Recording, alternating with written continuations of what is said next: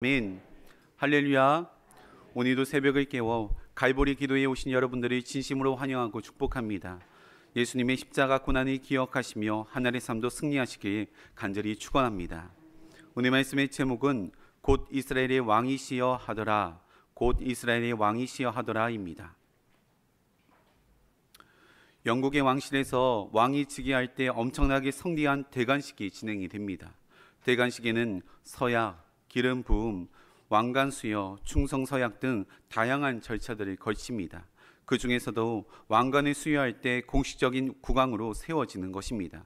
현재 영국의 국왕은 찰스 3세이며 2023년도 5월 6일에 대관식을 치렀습니다. 약 70년 만에 크게 열린 대관식입니다. 대관식 이후에는 황금마차를 타고 버킹엄 궁전까지 행진하면서 국민들과 인사를 나눕니다. 거리에는 군대 퍼레이드가 진행이 되며 수만 명의 런던 시민들이 왕과 왕비를 맞이하여 줍니다. 전 세계의 기빈들이 초청되며 영국 전역에는 축하 연회와 거리 파티가 열립니다. 이렇게 국왕이 세워질 때 성대한 대관식이 열리는 이유는 단순히 명예로운 자리일 뿐만 아니라 나라를 다스리고 책임지는 자리이기 때문에 모두가 주목하는 것이며 환호하는 것입니다.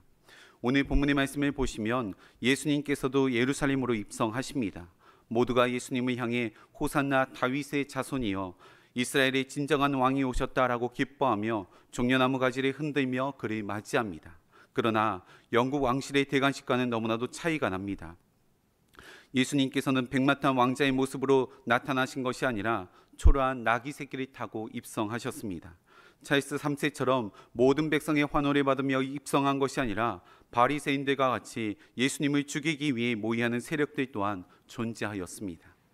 그럼에도 이스라엘 백성들이 이토록 예수님을 기다렸던 이유는 죽은 나사로를 살리신 기적을 보고 이스라엘을 구원한 메시아이시다, 또한 로마를 무너뜨리고 우리에게 진정한 자유를 줄 분이시다라고 생각하였기 때문입니다. 그러나 예수님께서는 이스라엘 백성들의 기대와는 다르게 정치적인 왕으로 이 땅 가운데 오신 것이 아닙니다. 하나님의 뜻을 이루기 위하여서 인간으로서는 도저히 상상할 수도 없는 놀라운 일을 이루시기 위하여서 이 땅 가운데 오신 것입니다. 그러기에 누가 뭐라고 하여도 예수님께서는 이 땅의 진정한 왕이십니다. 비록 왕에 합당한 대우는 받지 못하였지만 하나님을 믿는 우리들만이라도 다시 진정한 왕의 자리에 앉혀드리며 높여드려야 하는 줄 믿습니다. 그렇다면 예수님께서 이 땅에 오신 목적이 무엇인지, 또한 다시 왕의 자리에 앉혀드리기 위하여서는 우리가 어떻게 해야 하는 것인지 오늘 말씀을 통하여서 영적인 교훈을 얻고 기도의 제목을 삼고자 합니다. 첫 번째로는 예수님께서는 우리의 헌신을 받으시기에 합당한 왕이십니다. 예수님께서는 우리의 헌신을 받으시기에 합당한 왕이십니다. 예수님께서는 베다니 시몬의 집에 오셨고 그곳에서 큰 잔치가 벌어졌습니다. 이는 예수님을 위한 잔치인데 죽은 나사로를 다시 살리신 것을 온 동네가 기뻐한 나머지 베푼 특별한 잔치였던 것입니다. 그런데 사실 이 잔치는 온 인류의 죄를 대속하기 위해 고난과 죽음을 며칠 앞두신 주님을 미리 기뻐하고 감사하며 기념하기 위한 뜻깊은 자리입니다. 그런 자리에서 마리아는 예수님을 향해 값비싼 향유를 깨뜨려 예수님의 발에 부어 올려드린 것입니다. 오늘 본문의 말씀 3절입니다. 마리아는 지극히 비싼 향유 곧 순전한 나드 한 근을 가져다가 예수의 발에 붓고 자기 머리털로 그의 발이 닦으니 향유 냄새가 집에 가득하더라. 마리아가 예수님께 부은 향유는 인도산 고급 향유로서 무려 300데나리온 이상의 값어치를 하고 있습니다. 여기서 한 데나리온은 일반 노동자 하루 품삯에 해당합니다. 그러니 대략 하루 품삯이 10만 원이라고 한다면 그의 300배인 3천만 원 정도의 값어치를 가지고 있는 것입니다. 이는 아마도 마리아가 결혼하기 위하여서 모아둔 비상금이었을 것입니다.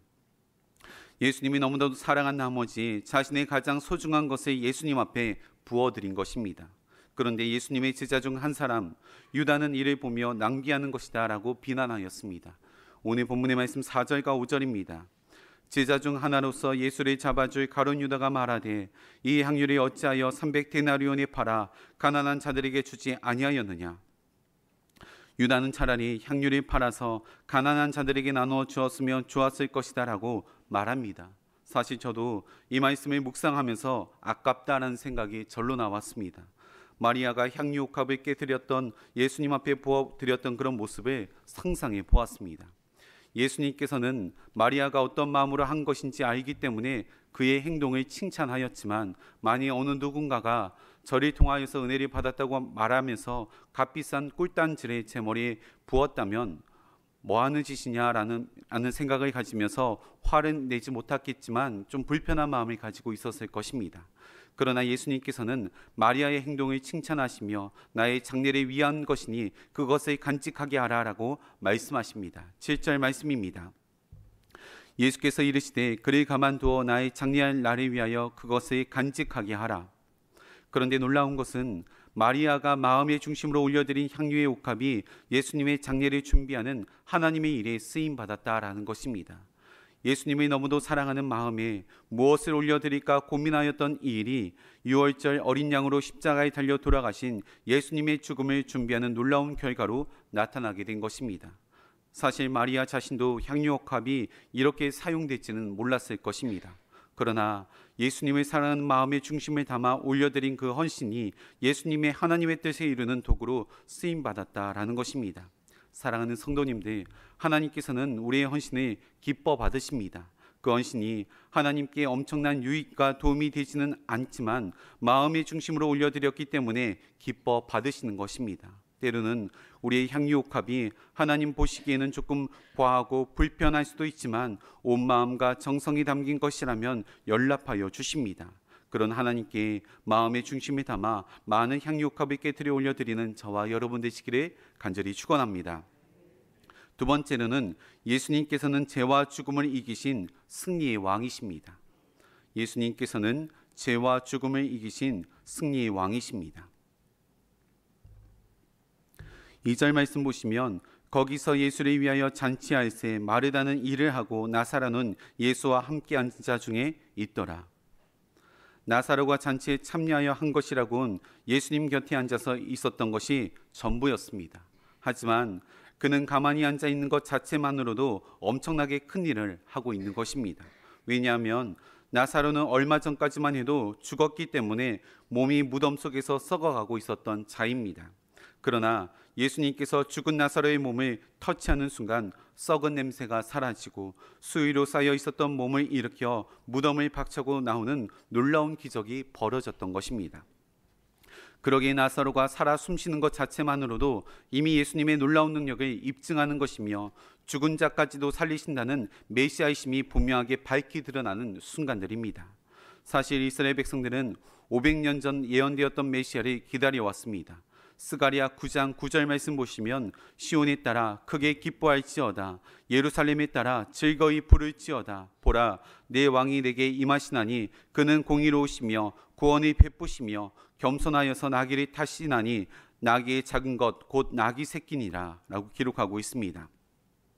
이 말씀은 스가랴 선지자를 통하여서 500년 전에 선포되었던 말씀입니다. 예수님께서 예루살렘에 입성하실 때 초라한 나귀 새끼를 타고 오셨음에도 종려나물 가지를 흔들며 환영하였던 것도 그토록 기다려왔던 메시아이기 때문에 그러한 것입니다. 그런데 이런 메시아의 출현이 불편한 사람들도 있었습니다. 바로 대제사장과 바리새인들입니다. 이들은 오히려 예수님과 나사로를 죽이려고 하였습니다. 왜냐하면 새로운 이스라엘 왕이 세워지게 된다면 자신들의 권력과 지위를 빼앗겨 모든 것들이 없어질까 봐 염려하였던 사람들입니다. 그러나 예수님께서는 이들의 방해에도 불구하고 이미 죄와 죽음을 깨뜨리시고 승리하신 메시아이십니다. 대제사장과 바리새인들이 아무리 방해한다고 할지라도 아무런 효력이 없습니다. 예수님께서는 죄와 사망의 어둠의 권세를 깨뜨리시고 부활하셨기 때문입니다. 죽었다가 살아난 나사로는 예고편에 불과합니다. 만일 예수님께서 부활하지 않았다면 우리는 영원한 패배자였을 것입니다. 그러나 예수님께서는 우리가 상상하지도 못하는 놀라운 방법으로 승리를 거두셨습니다. 모두가 망했다, 실패했다 말하는 십자가의 죽음의 자리에서 온 인류의 죄를 대속하시고 부활할 것이라고 어느 누군가가 상상했겠습니까? 그러기에 부활하신 예수님은 승리의 왕이십니다. 사랑하는 성도님들, 현재 우리는 사순절기를 보내고 있습니다. 만일 예수님이 십자가에서 실패하였다고 하여도 격려와 위로의 박수를 올려드려야 하는데 예수님께서는 패잔병으로 우리 앞에 나타나신 것이 아니라 승리의 왕으로 이 땅 가운데 오셨습니다. 그렇다면 우리는 힘찬 박수가 칠 뿐 아니라 승리하신 왕에 합당한 대우를 올려드려야 합니다. 영국의 찰스 3세처럼 아니 그 이상으로 황금마차를 태워드리고 왕관을 씌워드리며 예수의 이름을 높여드려야 한다는 것입니다. 예수님께서는 생명을 걸고 십자가에서 따온 승리이기 때문입니다. 우리도 예수님께 생명으로 보답하여 예수님의 이름을 마음껏 높여드리는 저와 여러분 되시기를 간절히 축원합니다. 마지막 세 번째로는 예수님께서는 겸손과 평화로 다스리시고 통치하시는 왕이십니다. 예수님께서는 겸손과 평화로 다스리시고 통치하시는 왕이십니다. 예수님께서는 아기 새끼를 타고 예루살렘으로 입성하신다는 것은 단순한 우연이 아닙니다. 스가랴 선지자 예언을 성취하기 위함도 있었지만 평화의 왕으로 오셨기 때문입니다. 고대 중동에서는 말을 탄 왕은 전쟁을 의미하였고 나귀를 탄 왕은 평화를 상징하였습니다. 나귀는 말에 비하여서 매우 볼품없는 동물이라 생각할지 모르겠지만 고대 중동에서는 나귀를 귀인들이 타는 매우 편리하고 점잖은 동물로 이해하였습니다. 그러니 나귀 새끼를 타고 입성하신 예수님께서는 유대 민족이 바라는 정치적 메시아도, 모력으로 로마를 압제하려는 정복자 메시아도, 세상 사람들이 열망하는 세속적 메시아도 아닌 단지 평화의 왕 그 자체로 이 땅 가운데 오신 것입니다. 그런데 예수님의 3년 반 동안 따라다녔던 제자들 또한 예수님에 대해 잘못된 오해를 가지고 있었습니다. 누가복음 22장 24절 말씀 보시면 또 그들 사이에 그 중에 누가 크냐 하는 다툼이 난지라 라고 기록하고 있습니다. 예수님의 제자들도 예수님께서 이스라엘의 왕이 되신다면 세상적인 왕국이 세워질 것이다 라고 기대하였습니다. 그러니 예수님께서 왕이 되면 누가 더 높은 자리에 앉을 것인지 다투었던 것입니다. 그러나 예수님께서는 이런 기대와는 전혀 다른 가치와 방식으로 왕의 자리에 오르셨습니다. 이는 이 땅에서 볼 수 없는 하나님 나라의 가치관과 방식들입니다. 하나님 나라는 높은 자가 군림하는 것이 아니라 섬기는 자가 큰 자입니다. 겸손과 평화로 다스리고 통치하는 나라가 바로 하나님 나라라는 것입니다. 이 세상의 가치관으로는 도저히 이해할 수 없는 세계이지만 예수님께서는 친히 본인 스스로가 믿음의 본을 보여주시며 온몸으로 이를 실천하셨습니다. 예수님께서는 자신이 왕이면서도 종처럼 섬기셨으며 십자가에서 자신의 단 하나뿐인 생명까지도 내어주셨습니다. 그분은 진정한 평화의 왕이십니다. 그렇다면 우리는 평화의 왕이 다스리고 통치하는 나라의 백성들이라는 것입니다. 우리의 생각과 이성으로는 도저히 이해되지 않지만 그 나라의 백성으로서 살아가려면 그의 뜻을 따라 살아가야 합니다. 사랑하는 성도님들, 우리 모두는 예수님을 믿지만 각자 기대하는 예수님의 다름을 고백해야 합니다. 어떤 분은 치료의 예수님, 어떤 분은 위로의 예수님, 어떤 분은 능력의 예수님, 어떤 분은 기도 응답의 예수님. 각자가 기대하는 예수님이 다를 수 있습니다. 분명 이런 모든 능력을 가지고 계신 예수님이시지만 예수님께서 오신 근본적인 이유는 하나님 나라를 이 땅 가운데 이루시고자 오신 평화의 왕이십니다. 바라기는 하나님 나라의 백성으로서 하나님 나라의 가치관을 가지고 사랑과 겸손으로 하나님 나라를 확장해 나가시는 저와 여러분 되시기를 간절히 축원합니다. 기도하시겠습니다. 평화의 왕으로 오신 하나님 아버지, 우리가 도저히 상상할 수도 없는 방식으로 이 땅에 오셔서 우리를 위해 낮아지시고 우리를 섬겨주시며 십자가에서 모든 물과 피를 쏟으신 은혜를 기억합니다. 영국의 찰스 3세처럼 황금마차를 타며 왕관을 쓰고 박수갈채를 받아도 모자란 예수님을 우리가 얼마나 경시하며 살았는지 이 시간 자백합니다. 우리의 연약함을 용서하여 주시며 예수님을 다시 왕의 자리에 앉혀드리고 그에 합당한 대우를 올려드리는 하나님 나라의 백성 될 수 있도록 인도하여 주시옵소서. 우리를 위해 철저하게 낮아지신 예수님의 뒤를 따라 우리 삶의 모진 핍박과 어려움이 다가온다고 할지라도 예수님의 십자가의 사랑을 기억하며 묵묵히 십자가의 길을 걷는 우리 모두가 되게 인도하여 주시옵소서. 이 시간 하나님 앞에 귀한 마음을 담아 예물을 올려드립니다. 예물이 담긴 기도의 제목과 간절히 부르짖는 눈물의 기도 소리에 응답하여 주시며 하나님 나라를 위하여서 귀하게 쓰임받는 도구 되게 인도하여 주시옵소서. 우리 삶의 왕으로 오신 예수 그리스도의 이름으로 기도드립니다. 아멘.